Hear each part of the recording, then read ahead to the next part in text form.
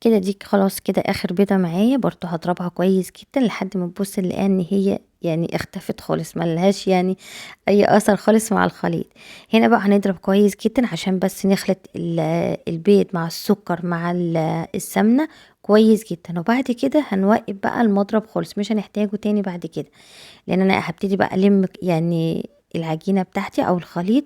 هبتدي ان انا المه بالمواد الجافه اللي معايا، هنلمه كده بالسباتشل او ممكن بايدينا. هننزل بقى بكل المكونات الجافه اللي معايا. هنا بقى نزلت باللبن البودره، وبعد كده النشا والبيكنج باودر وربع معلقه صغيره من الملح. هقلب بقى كده بالسباتشل او ممكن يعني بايديكم، مفيش اي مشكله. بس هنا انا مش عايزه اعجن، مجرد بس ان انا يعني هلم الخليط اللي معايا بالمواد الجافه اللي معايا، اللي هي يعني المواد الجافه اللي انا حطيتها. واخر حاجه بقى هننزل بيها هي الدقيق. هقلب بقى كده شويه لحد بس ما نتاكد ان خلاص كل المواد الجافه اللي انا ضفتها خلاص اختفت خالص. وبعد كده نزلت عليهم بربع كوبايه من اللبن. هقلب بقى كده اللبن مع الخليط كله لحد بس ما الخليط يشرب ربع كوبايه اللبن اللي معايا. وبعد كده هنبتدي بقى ننزل بالدقيق، اخر حاجه هننزل بيها عشان الم الخليط اللي معايا الدقيق. اول بقى خلاص ما الخليط شرب اللبن، ربع كوبايه اللبن اللي انا ضفتها، هبتدي بقى انزل بالدقيق. دي هنا انا مش هنزل بيه كله مره واحده، طبعا زي ما انا قلت لكم دقيق نوع عن نوع طبعا بيفرق. هننزل كده باول كوبايه وهنلم كده الخليط، وبعد كده يعني تاني كوبايه لحد ما نشوف يعني الخليط اللي معايا هياخد كيلو الدقيق ولا هياخد اقل. هنا يعني انا ضفت تقريبا حوالي كوبايتين، وبعد كده دي التالتة، وهبتدي برضو ان انا يعني الم الخليط معايا. هنا انا يعني مش عايزة ازود كمية دقيق كتير علشان انا هشتغل بالكيس مش هشتغل بالمكنة. طبعا زي ما انتوا عارفين العجينة بتاعت المكنة بتفرق خالص عن العجينة بتاعت الكيس. هنا بس هنختبرها كده بايدينا، لو لقيتوها ان هي لسه يعني بتلزق كده معاكم في ايديكم، يعني العجينة بتطلع في ايديكم، يبقى هي لسه محتاجة شوية دقيق تاني.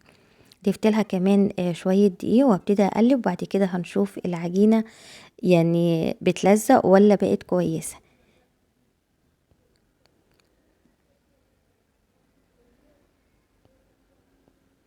هي كده تقريبا خلاص بقت كويسة، يعني مش محتاجة دقيق تاني.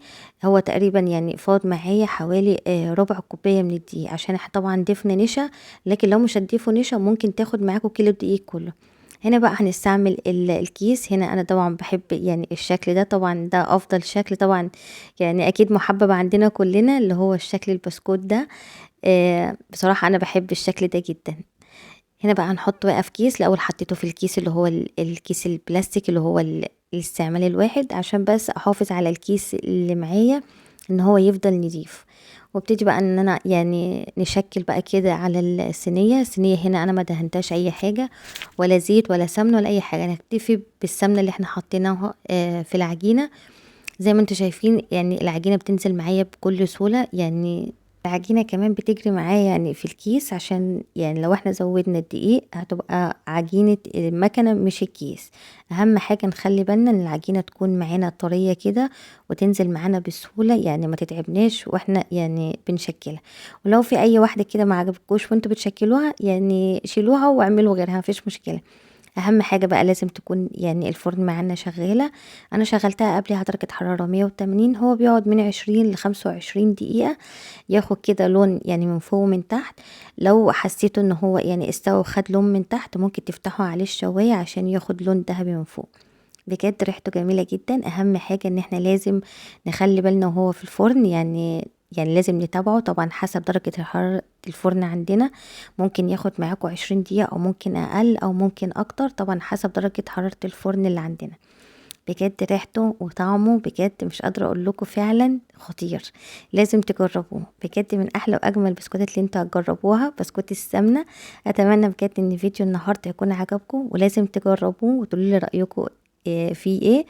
بجد حلوة جدا، بسكوتة بجد دايبة دايبة، يعني زي ما انتم شايفين كده بتتكسر، يعني تتكسر مش معجنة خالص، محتفظة كمان بشكلها.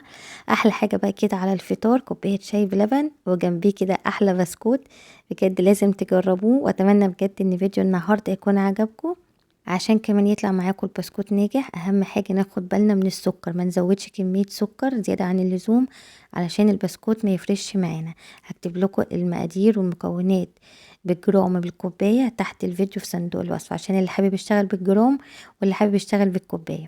اهم حاجة الكوباية اللي احنا هنشتغل بيها لازم تكون يعني هي اللي هنوزن بيها السمنة، هي اللي هنوزن بيها السكر، هي اللي هنوزن بيها الدقيق عشان هيطلع ناجح معاكم. طبعا ما يفرش معاكم في الفرن، طبعا زي ما انتوا عارفين البسكوت بيفرش في الفرن علشان بيكون العيب من السكر. طبعا احنا بنزود سكر زيادة عن اللزوم، فعشان كده البسكوت بيفرش معانا في الفرن.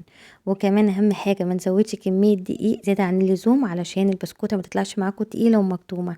وبس كده، اتمنى يكون فيديو النهارده يكون عجبكم، وبألف هنا على كل اللي هيجرب بسكوت السمنة، بجد من احلى واجمل البسكوتات اللي انتوا هتجربوها. وما تنسوش اهم حاجة تحطوا لايك للفيديو ده، وما تنسوش كمان الاشتراك في قناتي، وكمان تشتركوا على صفحتي على الفيسبوك بنفس اسم قناتي على اليوتيوب.